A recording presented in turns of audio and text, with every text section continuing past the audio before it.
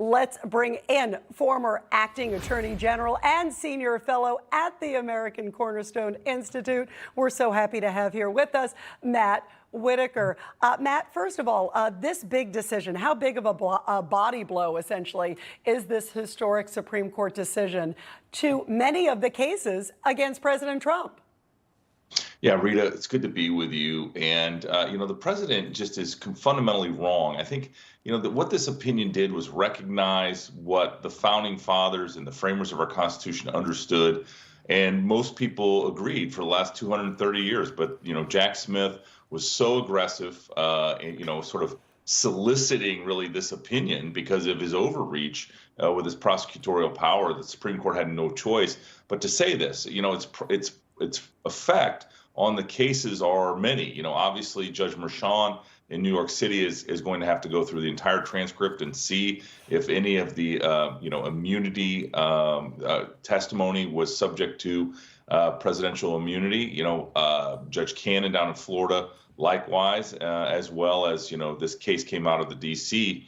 and Judge Chutkan, and she's going to have to now determine in the indictment which is presidentially immune allegations and subject to not even being brought in before a jury. And, I think the biggest thing, Rita, is not only does this slow down really all of these cases, but it gives future presidents a chance to appeal these decisions once they raise the subject of presidential immunity. But again, this is all because of Jack Smith's significant overreach and over-aggressive prosecutorial attack against Donald Trump. Yeah, you're right, because that overreach is sort of what created this moment. I also want to show a little bit. This is according to Justice Roberts. This ruling establishes that former presidents do, in fact, have legal immunity from criminal prosecution.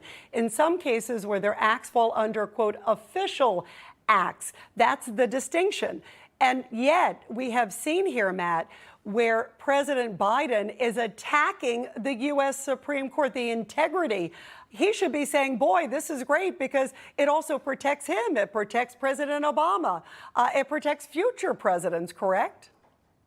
Yeah, not only that, but it also, I don't think it's as revolutionary as some might think. Obviously, it creates the three buckets of official, constitutional powers that are completely immune. This area where it's immune, but there's sort of a balancing test, and then obviously unofficial acts that are not immune acts. And I think it just states what the law has always been. And I don't think if you read the Justice Roberts opinion or if you listened to the oral arguments that this is somehow, an opinion that helps Donald Trump or hurts him. It just states what the law is. And I think that's where the left is and their, so-called legal experts are getting it completely wrong. Almost as if sort of cue the media into a frenzy, speaking of getting it wrong.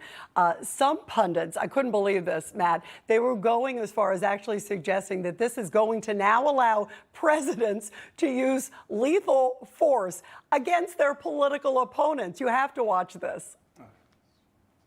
The president could have SEAL Team 6 kill a political rival and he would be immune. This is just, they have decreed, Trump's Supreme Court has decreed him a king. Now it looks like he can go on Fifth Avenue, shoot someone, and if it's in an official capacity, not go to jail as well. Neil, she's arguing that he can assassinate somebody now. Is that what this majority opinion is saying?